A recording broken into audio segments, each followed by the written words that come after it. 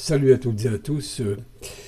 Je voudrais commencer cette petite vidéo par la Belgique, parce que ils ont un nouveau gouvernement depuis très peu, avec un certain quinquagénaire, un peu l'âge de Macron, vous savez, cette nouvelle génération, cette nouvelle race de présidents ou de guides ou de gourous du libéralisme, parce que lui aussi, le nouveau Premier ministre belge qui a tous les pouvoirs, vous savez, en Belgique, ils n'ont pas de président, ils ont un Premier ministre, Alexandre De Croo, qui est à la tête donc de ce gouvernement qu'ils ont appelé le gouvernement Vivaldi, parce qu'en Belgique, ils sont très surréalistes. Alors, ils ont eu des gouvernements qui donnent des noms un petit peu comme ça étranges. La coalition orange, bleu. En fait, ils donnent des noms comme ça inventés. Là, c'est la Vivaldi parce qu'il y a 4 partis comme, effectivement, qu'elle recherche d'ailleurs Vivaldi, comme les 4 saisons de Vivaldi. Donc, le gouvernement Vivaldi, je vous rappelle qu'on est au pays du surréalisme, hein, celui de Magritte, le surréaliste. Mais je pense au sujet de ce gouvernement, Magritte aurait dit « Ceci n'est pas un gouvernement ». Et pour paraphraser Jean Gabin, dans Le Président, film magnifique qui ressemble étrangement à ce qu'on vit aujourd'hui, aurait dit « Ceci n'est pas un gouvernement, ceci est un conseil d'administration d'une multinationale ». C'est ce qu'on a l'impression quand on voit le nom et comment cette Vivaldi, ce gouvernement, cette coalition belge est fabriquée de briques et de broc. Alors on a su récemment par le ministre de l'Éducation qu'il a avoué ce que en France on n'a pas encore fait. Il y a eu le courage ou alors il a fait l'erreur d'avouer qu'effectivement, fermer les écoles, c'était inutile en Belgique. On savait que la contamination n'allait pas se faire, etc. Mais on a voulu marquer un grand coup pour éveiller les consciences, pour, entre parenthèses, montrer la dangerosité du Covid. Donc, ils ont déglingué quasiment leur économie. Rappelons qu'à côté, la Hollande, peuplée aussi de 10 millions, a eu 2 fois moins de morts, elle n'a pas confiné, elle n'a pas obligé les gens à porter des masques, l'économie a continué, la restauration, le lien social, les enfants n'ont pas été traumatisés par le masque, etc., ni mis dans des petites cases, etc., pour les séparer.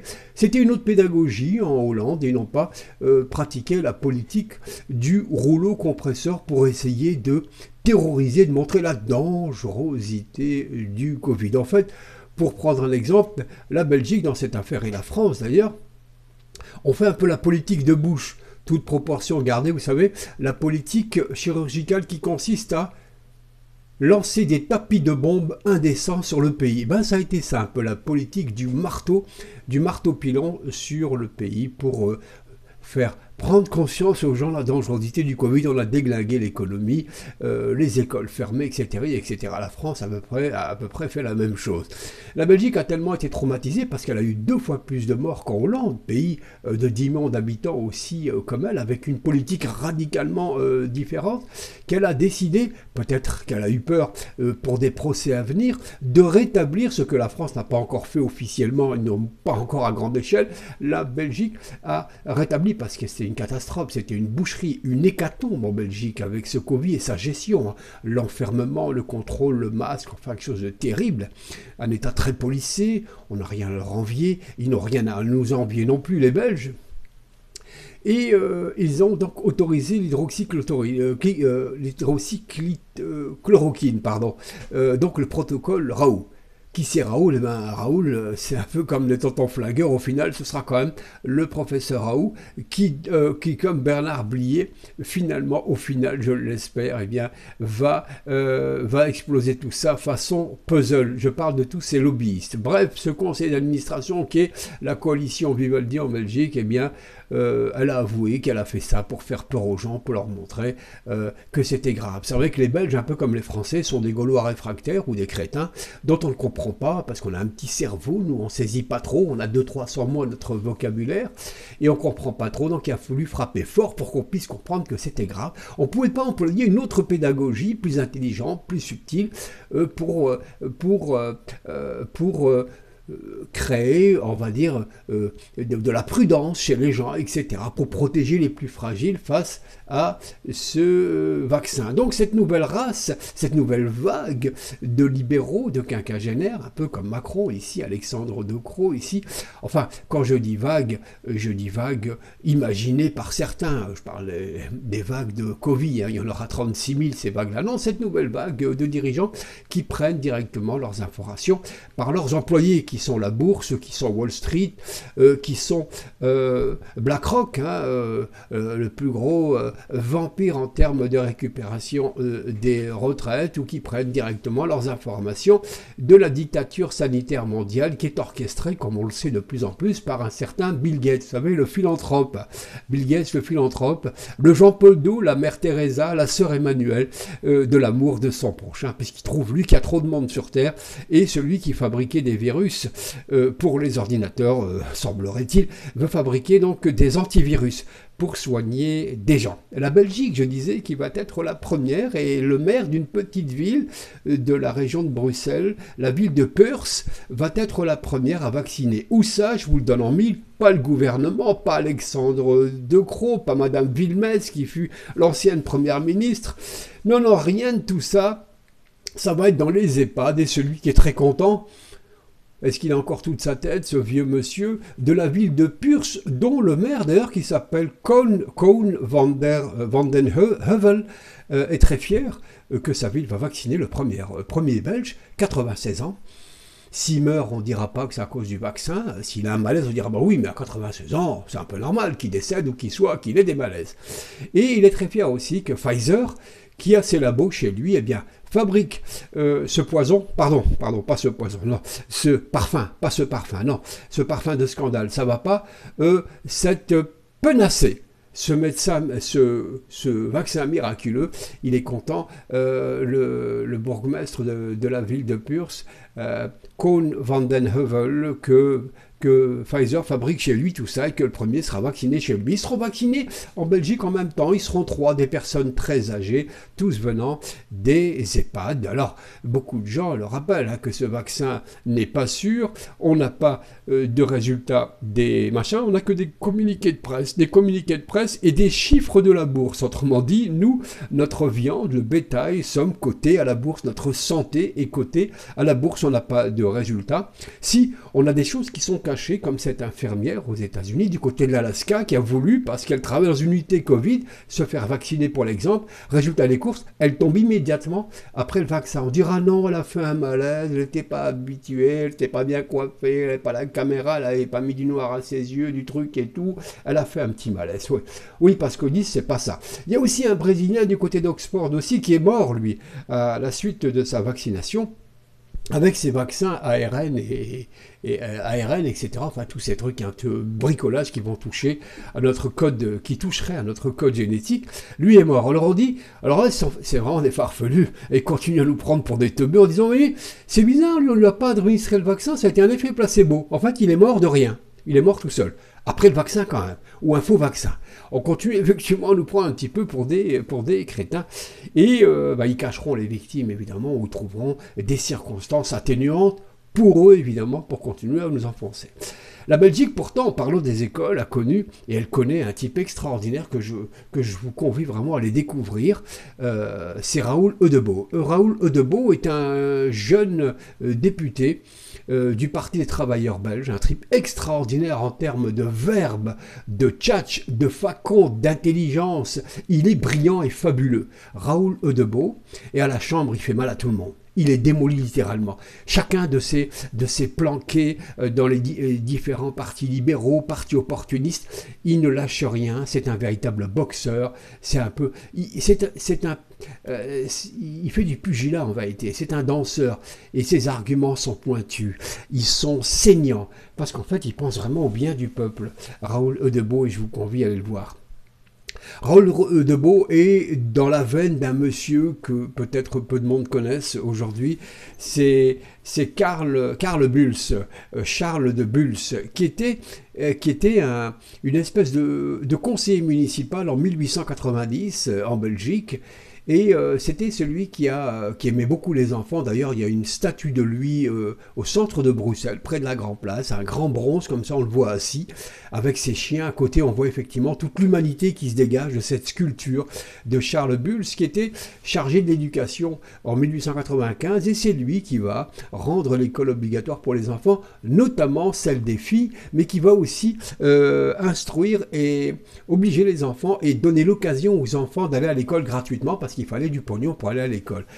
Charles de Bulls était un grand monsieur dont d'ailleurs aucun des libéraux ou des différents gouvernements qui ont suivi n'ont eu cet attachement à l'éducation, à la liberté et à la tolérance qu'avait Charles Bulls. Aucun de ces ministres belges qui ont suivi depuis un siècle n'ont hérité de son charisme à Charles Bulls. Il était en même temps très modeste, pour la petite histoire.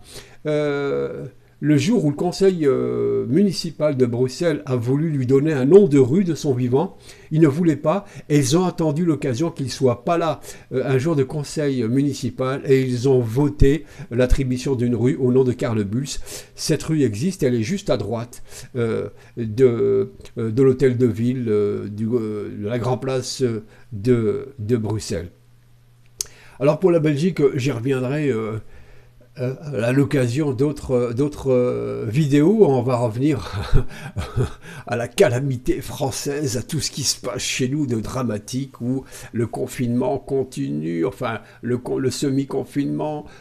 Alors il y a un bon point pour les Belges, ils ont une faveur quand même, c'est que le couvre-feu c'est qu'à partir de minuit seulement. Nous, vous avez vu, c'est comme les poules, c'est à 8 heures. Allez hop, on ferme tout, la Gestapo va tourner, on n'a plus le droit de bouger, il faut aller à la Zanzon, le commerce doit fermer, enfin c'est le marasme qui s'installe, et c'est le stress évidemment. Et pour installer le stress, c'est poursuivre la panique. On a aussi la commandanture médicale et sanitaire, à savoir des vérans qui régulièrement viennent affoler l'opinion quand ça se calme un peu.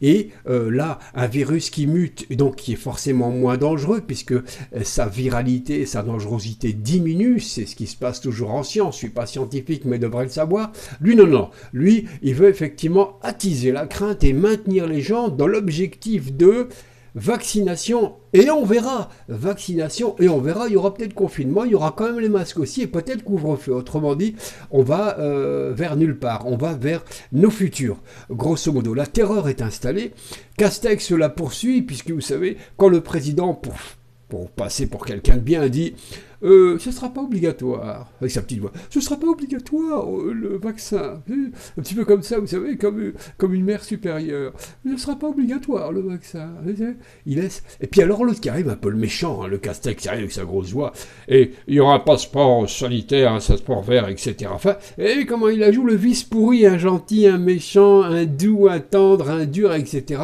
Histoire de continuer à nous perturber en permanence et nous mettre dans le doute en permanence et de nous faire diriger un petit peu comme le bétail vers un seul lieu, c'est-à-dire l'abattoir ou la vaccination. Alors Castex parle de passeport vert, ouais, passeport pour pouvoir vivre, simplement vivre avec un passeport vert, un passeport sanitaire. Ça, si c'est pas une obligation, dites-moi ce que c'est. Je comprends pas le français, ou alors il y a eu un élément qui m'a échappé du vocabulaire, de la rhétorique ou de la littérature de Castex,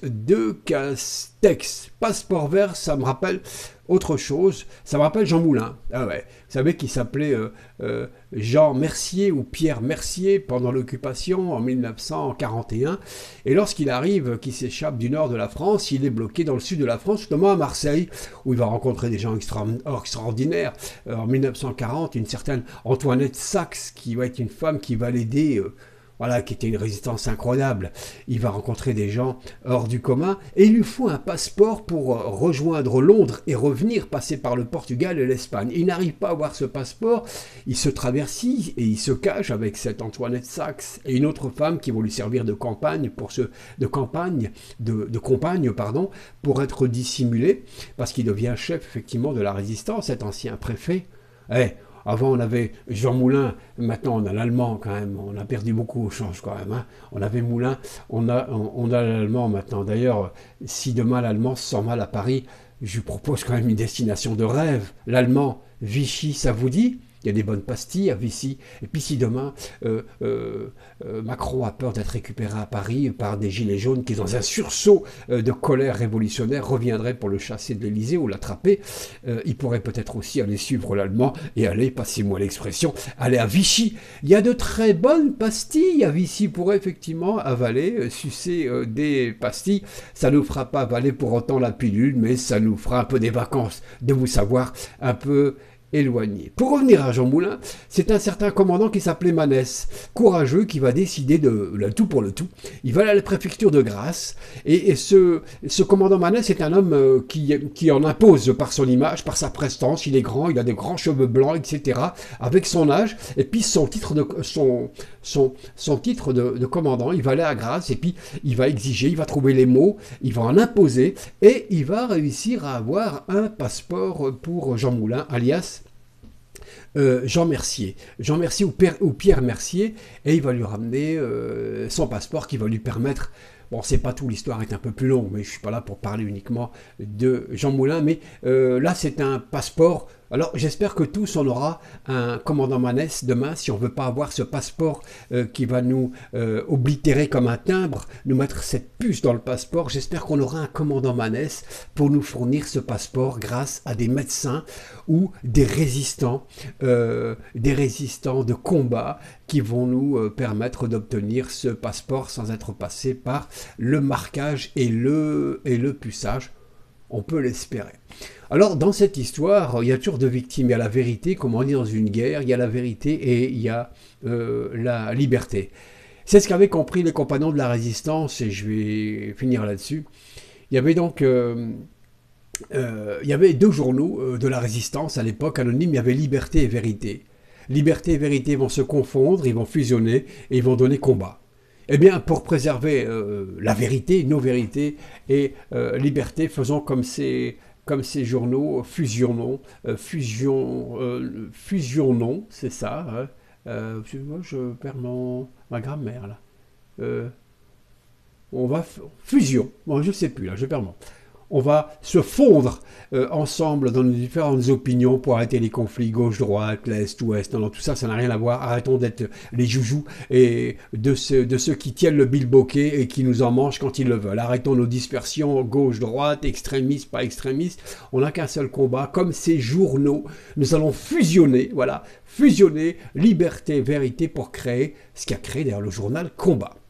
Et donc voilà, donc il faut, et c'était Henri Freinet, le chef de la résistance, qui était un type admirable. Il y en a plein en France, je pense aux médecins, effectivement, encore une fois, je pense au professeur Perron qui dignement a été attaqué bassement par Martin Hirsch qui avait dézingué l'hôpital parisien, 7000 lits fermés par Martin Hirsch. C'est Martin Hirsch aussi qui avait inventé cette petite saloperie, cette boule puante en disant que les gilets jaunes étaient rentrés dans un hôpital et qu'ils avaient débranché des malades. Et ça a été matraqué par les chiens de garde, les BFM TV et autres, et repris par Castaner. C'était complètement faux.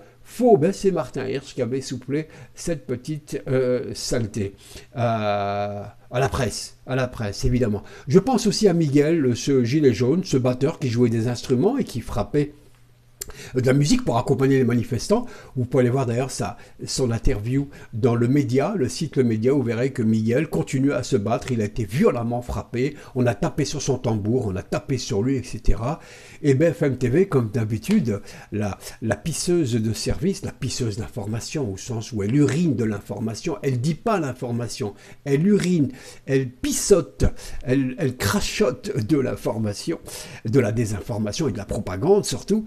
Elle a été dire que lorsqu'on a vu cet homme en sang, Miguel en sang, sur le direct, les caméras qui suivaient cette manifestation, elle a dit « Rassurez-vous, tout ça, le sang, c'est du maquillage ».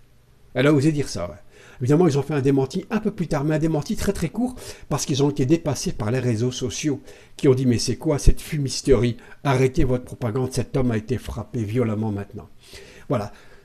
Ça, c'est le système médiatique qui accompagne effectivement, lui, à la batterie, au tempo, la propagande gouvernementale. Oui, alors je voudrais revenir aussi sur les Kahn, hein, pas Strauss-Kahn cette fois-ci, mais Axel Kahn qui vieillit très très très mal. Et je pense que s'il aime tellement les vaccins, il n'a qu'à tous se les prendre. Il n'a qu'à s'en piquer un dans le blaze, un dans l'œil, un dans chaque trou d'oreille, sans pointer un dans le nombril, et puis partout il aime effectivement prendre quelque chose, hein. Cet Axel Kahn qui est fou des vaccins. Ben, il vous reste, cher professeur, à y aller. Il semblerait quand même, lui, les intérêts douteux avec le Big Pharma doivent être énormissimes, ces intérêts, parce que c'est une passionnariat de la vaccination. Et là, il a osé dire que c'était la maladie du siècle. On n'a jamais vu pire que le corona, l'effondrement, etc., etc. Enfin, le mec va très très mal. On a enfermé à tort et à travers, de façon politicienne, le professeur Fourtillon. Je crois que c'est pas Fourtillon qu'il faudrait enfermer, mais peut-être Axel Kahn et une grande partie Delfrécy aussi, le mec au conseil sanitaire. Il y en a beaucoup à enfermer. C'est certainement pas Fourtillon qu'il faudrait enfermer, éminent professeur qui lui a les mains propres, hein. Il n'y a pas d'intérêt douteux qui court en dessous de lui. Donc il faut le laisser un peu peinard, tout ça. Alors, on va laisser effectivement la déclaration d'amour d'Axel Kahn sur... lui aussi, il participe de la peur, hein. Décidément, il y a beaucoup de vampires en ce moment. Il y a beaucoup de gens qui jouent sur le suspense et la panique générale. Tout ça pour entretenir une seule sortie, comme le dit Louis Fouché, le médecin de Marseille, c'est nous envoyer vers la case vaccin. La case vaccin, c'est quand même la crucifixion. Hein, c'est une crucifixion qui ne dit pas son nom, d'autant plus que les mecs sont tellement pas sûrs d'eux qui disent bah écoutez, on verra, il faudra peut-être le renouveler tous les 3 mois parce que c'est pas sûr non plus. D'ailleurs, le boss, hein, celui qui est un petit peu au sommet de la pyramide de Pfizer, dit quand on lui dit mais est-ce que vous allez vous vacciner, vous, votre produit miracle? Oh non, moi je suis pas prioritaire. Si, on veut que tu te vaccines. On va d'abord te crucifier, puis après on te demandera d'applaudir. C'est facile quand tu as des clous de 110 dans les mains. Bon, tout ça, ça semble effectivement une grosse mascarade qui ne dit pas son nom. L'idée, effectivement, c'est de se rassembler, encore une fois, essayer de trouver ensemble les moyens de ne pas tomber dans ce piège-là et d'être très vigilant. Alors, on vous interdit d'être en famille, hein, ça va être dans 2 jours, là. Il y avait même Salomon, hein, qui l'a encore ramené sur des déambulations. Je pense que là, ça se passe mal du côté du cortex cérébral. Il a encore effectivement participé de la peur, de la panique. Il avait dit aussi pour les petits vieux, il faudra qu'ils mangent leur bûche tout seuls dans la cuisine. Non, mais monsieur Salomon, on les met carrément dans le vide-poubelle, c'est mieux, on les jette par la fenêtre. Ils seront pas malades. Hein, on les jette par la fenêtre, vous en pensez quoi? Vous avez quel âge, Salomon, là? Vous allez la manger où, votre bûche, vous? Hein? Au festin des fines gueules de Macron, qui lui nous dit de ne pas être raciste et a reçu toute la fine équipe qui prépare certainement un stratagème pour les élections. Ils étaient 10 avec lui. Pas de masque, pas de distanciation récemment à l'Élysée. Alors, on fait quoi pour les uns? Faites ce que je dis, pas ce que je fais dans cette espèce de gueuleton. Enfin, quand je dis gueuleton, c'est quand même un festin, c'est l'Élysée, hein. Il y a quand même des fines bouches et des becs fins là, hein. C'est pas de la pisse qu'on boit là-bas, c'est pas du vin de chez Aldi ou autre comme la plupart des Français en sont réduits. Non, non, ce sont des grands vins, c'est raffiné.